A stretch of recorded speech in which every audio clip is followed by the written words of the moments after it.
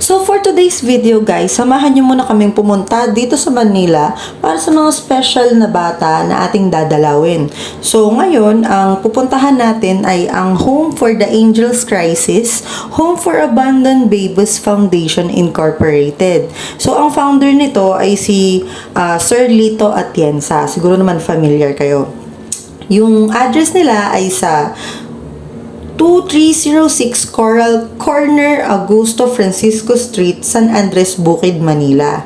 So yun guys, it is a non-profit organization providing childcare to abandoned babies.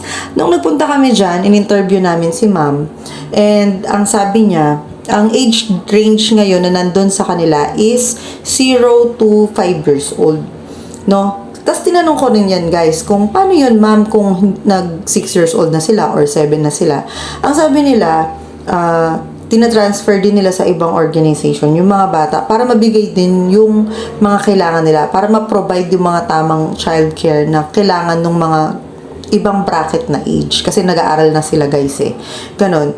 So dito pwede ka ring mag-ampon ng bata, no? So, nagpapaampon din sila, nag-aayos din sila ng papers. And ngayon daw, mas mabilis na ang process nila sa pagpapaampon ng mga bata. Hindi na katulad dati na ang daming eme-eme, ang daming attorney pa, ganyan-ganyan. Ngayon, madali na.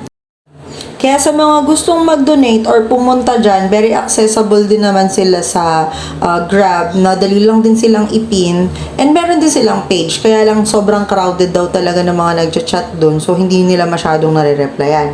So, para mas maganda at makita nyo rin at madalaw yung mga kids, ayan lang sila sa may corner. And kitang-kita sila, madali silang makita dyan. So, ayun. Puntahan nyo lang din sila to visit na lang din the kids. Kasi ipinapakita din nila guys, yung mga bata talaga. Para hindi naman sila malungkot sa loob.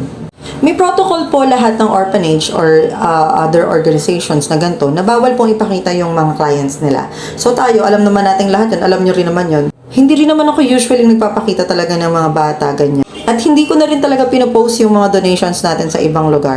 Pero wala lang, gusto ko lang ipakita sa inyo to, baka gusto nyo lang mag-share sa kanila ng kayo-kayo mismo, pwede naman. Gusto ko lang din magpasalamat sa lahat ng mga nagsusuporta sa atin na mag-donate at laging nagbibigay. Kahit pang samgyup ko yung sinasabi ko, nagbibigay pa rin kayo. Sa kanila po napupunta ito. And maliban po dito, marami po tayong ibang pinupuntahan na charity events. Alam nyo naman yan kung saan yung iba, diba? So after no, nagpunta muna kami ng mall kasi kailangan ko nang ibili ng pagkain yung mga alaga ko.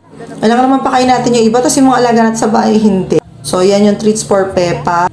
Tapos, si Thea bumili na rin pang dogs. Nag-shopping na rin kami ng mga kailangan naming supply sa bahay.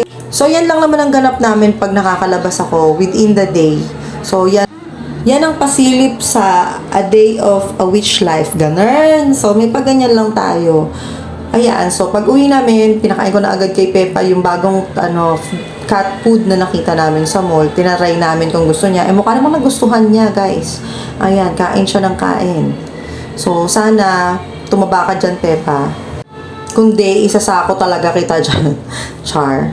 Tapos, eto, binila na rin natin tong batang tong makulit. Ay, nagsusulat-sulat pa nga siya, guys. O, kita nyo naman. Yung mga orasyon siya na pagsusulatin ko sa susunod. So, ayun guys. Maraming salamat ulit sa lahat ng nag-support. And thank you kasi nakakatulong kayo sa iba kahit malalayo kayo. Ayun lang. Gusto ko lang din pakita sa inyo kung saan napupunta yung mga pera nyo, kahit piso-piso yan, kahit 5-5 yan. Maraming tulong na yan sa atin. Thank you!